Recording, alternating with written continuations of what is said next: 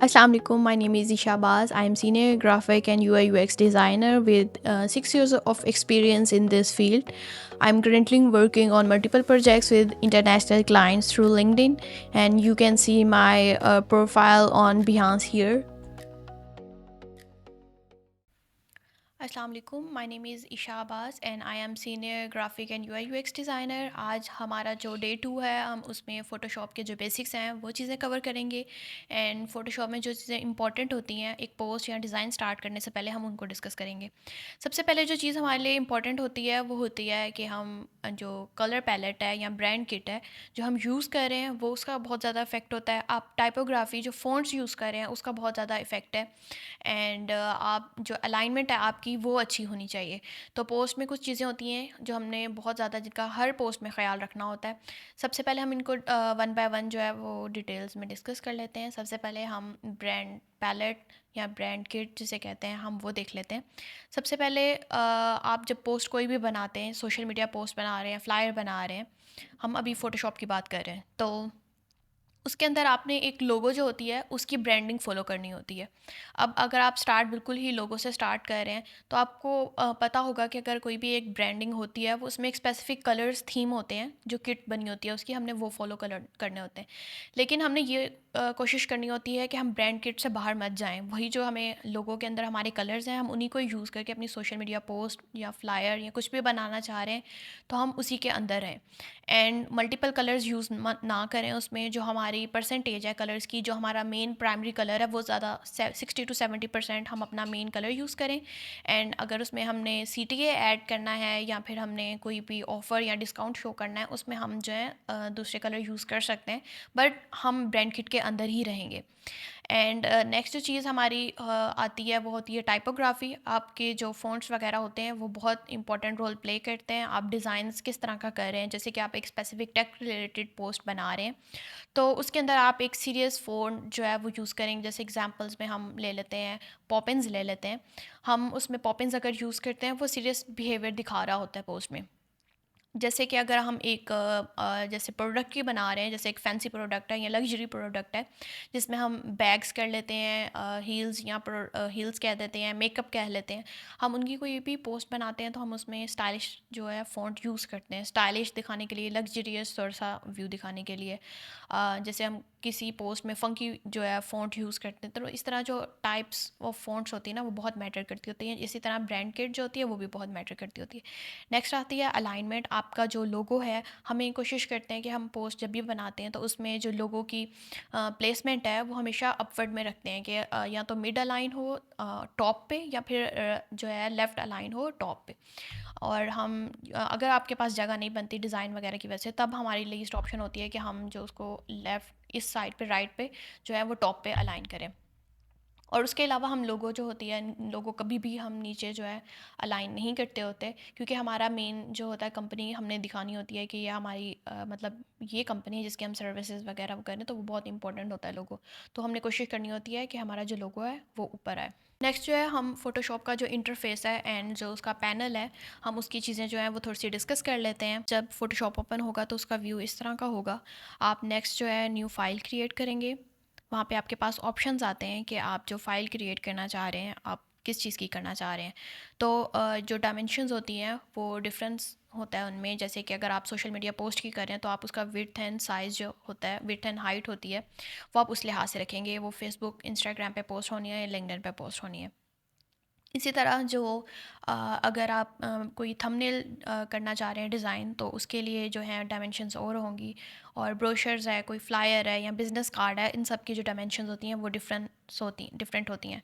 And आपको ये याद करने की भी ज़रूरत नहीं है, सिंपली आप गूगल कर सकते हैं, वहाँ पे पिक्सेल्स में डायमेंशन आप कहें और वो गूगल आपको डायमेंशन जो है वो दे देगा, तो आप वो यूज़ कर सकते हैं। हम यहाँ पे जो है प्लेस होल्डर के तौर पर सोशल मीडिया पोस्ट को स्टार्ट कर लेते हैं टास्क में।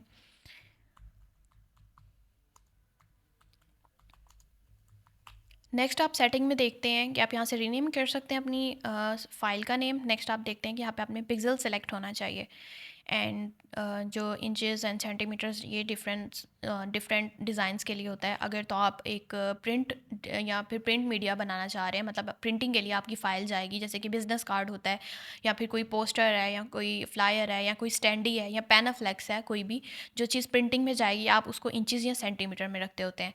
एंड ये पिक्सल्स में हम तब रखते हैं जब हमारा जो डिजिटली कोई चीज़ होती है, जैसे कि इसने पोस्ट होना है या फिर हम कवर पेज या कोई भी बैनर लगा रहे हैं या थंबनेल है जो डिजिटली यूज़ होगा।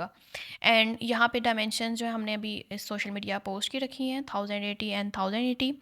नेक्स्ट हमने रेजोल्यूशन देखनी होती है। अगर आपकी चीज़ें जो हैं जो आप डिज़ाइन कर रहे हैं वो डिजिटल है देन आप 72 रखें। अगर वो प्रिंटिंग के लिए यूज़ होगी देन आपको यहाँ पे 300 रेजोल्यूशन जो है वो रखनी होती है। नेक्स्ट जो है कलर मोड, हम आरजीबी यहाँ पे यूज़ करते हैं डिजिटल के लिए। कोई भी चीज़ अगर आप सोशल मीडिया पोस्ट सब चीज़ें आप कर रहे हैं देन आप यहाँ पे आरजीबी कलर रखेंगे, रेड ग्रीन एंड ब्लू। ये कलर मोड इसलिए हम रखते हैं ताकि जो डिजिटल कोई भी चीज़ पोस्ट हो उसके कलर जो हैं वो ख़राब ना हो। एज़ इट इज़ जैसे आपने बनाए हैं वो कलर मोड वही रहेगा। एंड अगर वो प्रिंटिंग के लिए जानी है तब यहाँ से हम CMYK जो है वो चूज़ करते हैं ताकि प्रिंटिंग के लिए जब जाए तो वो उसके कलर जो हमने अपने डिज़ाइन में रखे हैं वो ख़राब मत हों। नेक्स्ट जो है सिंपली हम फ़ाइल को क्रिएट कर देंगे एंड आपके पास जो है वो फ़ाइल ओपन हो जाएगी। यहाँ पे आपको जो लेफ़्ट साइड पे नज़र आ रहा है ये टूल बार है। अगर आप कोई भी टूल पे क्लिक करेंगे उसकी जो सेटिंग्स हैं वो यहाँ पे आपको टॉप पे शो होंगी। एंड जो भी आप वर्क करेंगे वो आपको राइट साइड पे यहाँ पे लेयर्स का सेक्शन है, वहाँ पे आप वर्क की लेयर्स बनती जाएंगी जो भी आप काम करेंगे। फर्स्ट हम देख लेते हैं ये जो आपको यहाँ पे बोर्ड नज़र आ रहा है इसे हम आर्ट बोर्ड कहते हैं, ठीक है। एंड हम इस पे काम करेंगे। अगर आप इस आर्ट बोर्ड से बाहर जाते हैं तो कुछ भी जो चीज़ होगी वो शो नहीं होगी और ना ही वो सेव होगी। तो नेक्स्ट हम देख लेते हैं फर्स्ट कि हमारा जो फर्स्ट टूल है वो मूव टूल है। अगर आप मूव टूल यूज़ होता है अगर आप कोई भी चीज़ टेक्स्ट है या फिर कोई भी पिक्चर है, आप लोगो है, कोई भी उसको मूव करवाना चाह रहे हैं, आप यहाँ से उसकी जो प्लेसमेंट है वो यहाँ पे लेकर आना चाह रहे हैं तो आपको मूव टूल पे क्लिक करके उस चीज़ को ड्रैग करके लेके आना पड़ेगा। हम ये चीज़ अभी जो है वो अपने टास्क में जो है परफॉर्म करके देखेंगे। नेक्स्ट जो टूल है उसमें आता है शेप टूल। शेप टूल पे जब आप लेफ़्ट क्लिक करते हैं देन आपके पास मल्टीपल ऑप्शंस आते हैं रेक्टेंगल के, सर्कल के, आप जो भी कोई शेप जो है वो बनाना चाहते हैं। सिंपल हम आज जो कर रहे हैं एक सिंपल पोस्ट जैसे बनती है हम उसका बेसिक्स देख रहे हैं कि अगर हम ये टूल्स यूज़ करें तो एक सिंपल एक नॉर्मल पोस्ट जो होती है वो बेसिक आप वो बना सकते हैं। हम सबसे पहले जो अभी प्रैक्टिस के लिए यूज़ करेंगे वो बिल्कुल बेसिक पोस्ट होती है, वहाँ से स्टार्ट करेंगे। देन उसके बाद जो एक हाई अच्छी रेजोल्यूशन की एक क्रिएटिव पोस्ट होती है हम उसकी तरफ जाएंगे जो ट्रेंडिंग में आजकल पोस्ट चल रही हैं। सबसे पहले हम जो है बेसिक जो है वो यहाँ से स्टार्ट करेंगे। तो बेसिक पोस्ट में शेप का होना बहुत ज़रूरी है। शेप जो है आपको पता होना चाहिए कि हम शेप जो है वो डिज़ाइनिंग में भी यूज़ कर सकते हैं, जैसे कि आप सर्कल बनाना चाह रहे हैं या फिर रेक्टेंगल बनाना चाह रहे हैं बोर्ड में। अगर तो आप बैकग्राउंड से, हम लोग सबसे पहले जो है ना वो बैकग्राउंड से स्टार्ट करते हैं। हमने यहाँ से एक रेक्टेंगल टूल सेलेक्ट कर लिए। आप इसको यहाँ पे ड्रैग करके, अब आप देखें जब आप इस रेक्टेंगल को ड्रैग करके यहाँ पे कर रहे हैं तो ये मूवमेंट इसकी जो है वो यूनिफ़ॉर्म नहीं है, वो बार-बार इर्रेगुलर हो रहा है। वो इसलिए है क्योंकि अगर आप इसको एडजस्ट करना चाहते हैं तो आप खींच के इसको एडजस्ट कर सकते हैं। अगर आप एक परफेक्ट सर्कल या परफेक्ट रेक्टेंगल चाहते हैं तो अब आपको शिफ्ट दबाना पड़ेगा एंड ये परफेक्ट शेप बन जाएगी इसकी। जब हमने यहाँ पे रेक्टेंगल पे क्लिक किया है तो इसकी सेटिंग्स ऊपर ओपन हो गई हैं। इसमें हम फिल में कलर फिल कर सकते हैं, हम अपनी शेप का जो भी कलर चाहते हैं ओके करेंगे एंड यहाँ पे इसमें कलर फिल हो जाएगा। नेक्स्ट जो स्ट्रोक नज़र आ रहा है ये इसकी आउटलाइन होती है। आउटलाइन का कलर आप यहाँ से सेम चेंज कर सकते हैं। एंड यहाँ पे जो आपको पिक्सेल्स में नज़र आ रहा है वो आउटलाइन का साइज़ है कि आप उसको कितना चाहते हैं कि वो कितना मोटाई में हो, विड्थ उसकी कितनी हो। जैसे अब यहाँ पे 1 पिक्सल है, हम यहाँ पे 7 पिक्सल करके दिखा देती हूँ मैं आपको। ये देखिए हमारी अब यहाँ पे आ गई। अगर जैसे कि अब ये शेप है, आपको ये स्ट्रोक नहीं चाहिए तब आप इसको सिंपली यहाँ से रिमूव कर सकते हैं। सेम अगर आपको फिल नहीं चाहिए, स्ट्रोक चाहिए तो अब आप फिल पे क्लिक करके यहाँ से इसको रिमूव कर सकते हैं। नेक्स्ट जो फिल है, एक जो हमने अभी सीखा है वो सिंपल कलर फिल करना है। नेक्स्ट जो है वो आप ग्रेडियंट डबल कलर जो होते हैं या ट्रिपल कलर है, मल्टीपल कलर जो है एक बॉक्स में अगर आपने करने हैं तो आप यहाँ से ग्रेडियंट का जो है ऑप्शन वो सिलेक्ट करते हैं। यहाँ आपके पास ऑप्शन आ जाता है कि आप कलर जो है वो ऐड कैसे करना चाहते हैं। ब्लैक वाली साइड पे आप कौन सा कलर ऐड करना चाहते हैं एंड वाइट वाली साइड पे हम थोड़ा सा डार्क कलर ऐड कर देते हैं ताकि डिफरेंस पता चल जाए। ये इस तरह जो है हमने ग्रेडियंट जो है ऐड कर लिया। यहाँ पे जो आपको नीचे बॉक्सेस नज़र आ रहे हैं, इस पे आप क्लिक करके कलर चेंज कर सकते हैं। एंड जो आपको यहाँ पे ऊपर नज़र आ रहा है, ये ओपेसिटी के लिए होता है। ओपेसिटी जो होती है वो ट्रांसपेरेंसी होती है कि आपका कोई भी चीज़ है, चाहे वो आपकी इमेज है, कोई टेक्स्ट है, कोई फिल है, कोई शेप है, कुछ भी चीज़ है, जहाँ पे भी आपको ओपेसिटी या ट्रांसपेरेंसी का वर्ड मिलेगा, वहाँ पे उसका मतलब यही होता है कि आपको कितना वो नज़र आए, कितनी परसेंटेज उसकी ट्रांसपेरेंसी हो। आप 100% चाहेंगे, वो आपको चीज़ बिल्कुल 100% नज़र आएगी। अगर वो आप उसको 50 करेंगे, तो आप उस गो थ्रू होगा कि आप उसके अंदर से देख सकते हैं, मतलब वो 50% ट्रांसपेरेंट हो जाता है। नेक्स्ट जो आपको यहाँ पे ऑप्शन नज़र आ रहे हैं, ये शेप का है कि अगर आप ग्रेडियंट है वो ऊपर नीचे चाहते हैं लीनियर उसमें, या फिर आप रेडियल फॉर्म में चाहते हैं, तो आप यहाँ से जो है इसकी सेटिंग चेंज कर सकते हैं। एंड यहाँ पे साइड पे जो आपको एंगल नज़र आ रहा है वो इसलिए होता है कि अगर आप जैसे यहाँ पे डार्क ऊपर वाली साइड पे आप उसको नीचे वाली साइड पे करना चाहते हैं, तो आप यहाँ से ग्रेडियंट का जो एंगल है वो भी चेंज कर सकते हैं। टेक्स्ट टूल जो है हमारा वो टेक्स्ट टूल है। इसमें हम टेक्स्ट पे सिंपल क्लिक करेंगे, तो आप लेफ़्ट क्लिक करेंगे जैसे हमने शेप पे किया था, वहाँ पे आपको ऑप्शंस आ जाएंगे कि आप हॉरिजॉन्टल टाइप करना चाहते हैं, जैसे कि हम सोशल मीडिया पोस्ट में देखते हैं कि हॉरिजॉन्टल टाइप जो टेक्स्ट होता है।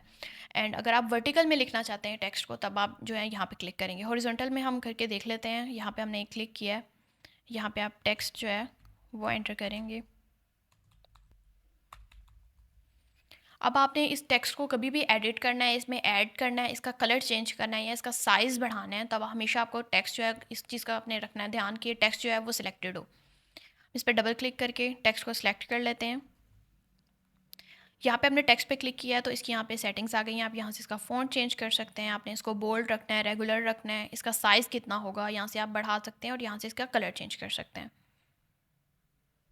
अब जो फ़ॉन्ट होता है टाइपोग्राफ़ी असल में हम लोग जो परसेंटेज होती है उसमें, जैसे कि हमने कलर में ब्रैकेट में परसेंटेजेस रखी थी, इसी तरह टाइपोग्राफ़ी हमने फ़ॉलो करनी होती है एक पोस्ट में। हमारा जो मेन टाइटल होता है जिसमें हम लोग चीज़ एक अनाउंसमेंट कर रहे होते हैं कि हमारी पोस्ट किस बारे में है, वो हमेशा हमने उसका साइज़ बड़ा एंड बोल्ड रखना होता है, क्योंकि हम कहते हैं कि हमारा जो मेन फोकस है, जिस जिस वजह से हमने ये पोस्ट की है, जो ऑडियंस है उसको वो पता चले। नेक्स्ट जो होता है सब बॉडी टेक्स्ट होता है, हम उसको कोशिश करते हैं कि वो रेगुलर में रहे और उसका साइज़ जो है बहुत कम रहे।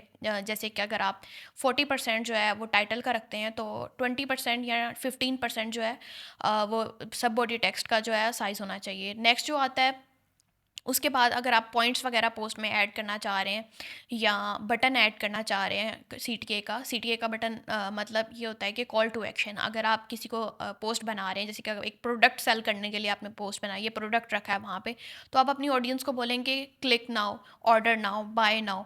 तो इसका मतलब ये है कि आप चाह रहे हैं कि वो यहाँ पे फ़ौरन परफॉर्म एक्शन परफॉर्म करे। तो वो तभी होगा जब आपका जो सी टी ए बटन होगा वो क्लियर होगा।